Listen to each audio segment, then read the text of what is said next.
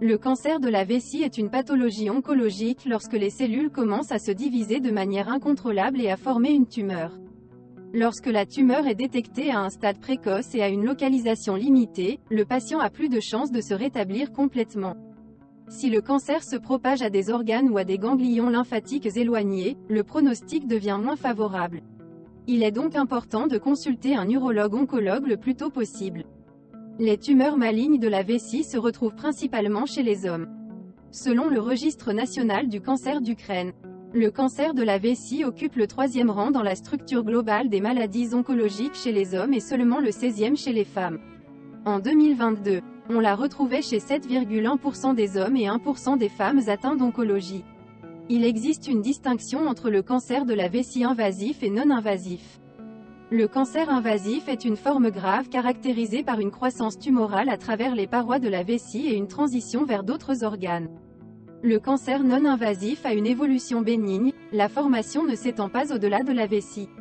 Une transition d'une forme invasive à une forme non invasive est possible, c'est-à-dire une progression tumorale. Sur le plan anatomique, on distingue le cancer de la paroi vésicale, le cancer du plancher vésical et le cancer du col de la vessie. Il existe plusieurs types histologiques de cancer de la vessie. Le plus courant est le carcinome urothélial ou carcinome à cellules transitionnelles. Elle représente environ 90% de toutes les maladies. Ce type de cancer se forme à partir des cellules qui tapissent les organes du système urinaire. Les cellules urothéliales ont la propriété de s'étirer et de se contracter en fonction du remplissage de la vessie.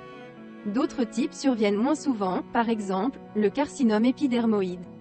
Adénocarcinome, carcinome à petites cellules. Le symptôme le plus évident du cancer de la vessie est l'hématurie. Souvent, la couleur de l'urine va du rouille au rouge. Par conséquent, vous devriez consulter un urologue si vous présentez les symptômes suivants. L'hématurie, sang dans les urines, est la première plainte chez 90% des patients. La microhématurie ne peut être détectée que lors d'un examen microscopique.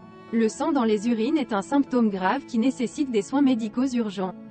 Miction accélérée et douloureuse, sensation désagréable après la miction, survenant chez 25% des patients. Gonflement des jambes, se produit lorsque les vaisseaux lymphatiques sont comprimés. Douleur à l'abdomen et au bassin, urination fréquente, douleur ou brûlure pendant la miction. Ressentir le besoin d'uriner, même si la vessie est vide, miction fréquente la nuit. Signe d'un cancer invasif de la vessie, incapacité d'uriner. Douleur dans le bas du dos d'un côté. Maux d'estomac, douleur ou sensibilité osseuse, perte de poids inattendue et perte d'appétit. Gonflement des jambes, se sentir fatigué. Le plus souvent, les premiers stades de la maladie se déroulent sans manifestation clinique. De plus, les symptômes énumérés du cancer de la vessie sont caractéristiques d'autres maladies du système urinaire. Par conséquent, pour clarifier le diagnostic, vous devez passer des tests et subir des examens supplémentaires. Le tabagisme est l'un des principaux facteurs de risque de cancer. Lorsqu'une personne fume, les reins filtrent les substances cancérigènes qui s'accumulent dans l'urine et endommagent les cellules qui tapissent la vessie de l'intérieur.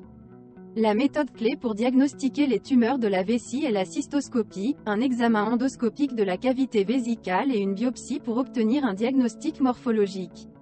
Analyse sanguine pour les marqueurs tumoraux.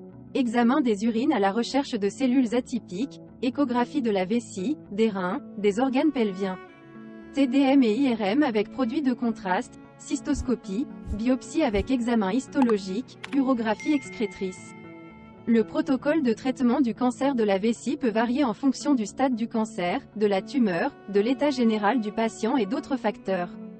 Le traitement est toujours complexe et comprend plusieurs des méthodes spécifiées, chirurgie, radiothérapie, chimiothérapie, immunothérapie, thérapie ciblée.